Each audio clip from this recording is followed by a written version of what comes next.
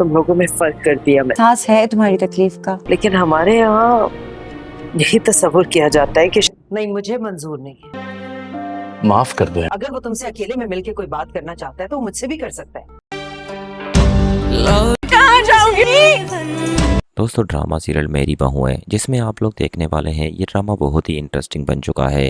दोस्तों महक के ऊपर तो पहाड़ गिर चुका है। वो अब पूरी तरह से परेशान है और डिप्रेशन में चली जाएगी क्योंकि आलियान भी उससे बिल्कुल ही खफा हो जाएगा कि ऐसा कैसे हो सकता है। क्योंकि दोस्तों ईमान माँ बनने वाली है और बहुत जल्द फबिया भी माँ बन जाएगी। लेकिन दोस्तों यहाँ पर ये खुशी आलियान के पास कभी नहीं आएगी। तो आलियान के दिल में बस यही ख्याल आता है कि मैं इसे तलाक देकर दूसरी शादी कर लूँ ताकि ये सब माजरा ही खत्म हो जाए। लेकिन इतना जल्दी ये सब होगा नहीं। दोस्तों महक को भी इसी बात का डर है, अगर मैं कभी माँ नहीं बन पाई तो आलियान तो जरा भी देर नहीं करेगा मुझे तलाक देने में। तो दोस्तों इसी बात को लेकर वो बेचारी डिप्रेशन में चली जाती है। अंबर उसे समझाने की कोशिश भी करती है कि बेटा सब्र से काम लो, ये सब अल्लाह की मर्जी है, जब होगा तो देखा ही जाएगा।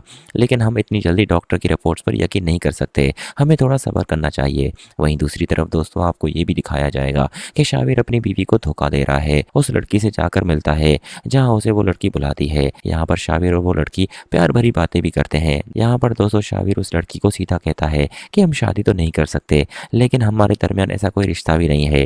वो लड़की उसे फंसाने की कोशिश करती है, कहती है कि हम शादी नहीं करेंगे लेकिन मोहब्बत तो हमारी है, हम एक दूसरे से मोहब्बत करेंगे। दोस्तों इन सब के बारे में जब ईमान को पता चलेगा तो उसे बहुत अफसोस और दुख होगा कि मेरे प्यार में आखिरकार ऐसी क्या कमी रह गई थी, शाबिर ने मुझे धोखा दिया। दोस्तों फिलहाल तो वो चुपके से उस लड़की से मिल रहा है, उसकी असलियत भी सबके सामने आ जाएगी, तब वो बहुत बेइज्जत होगा।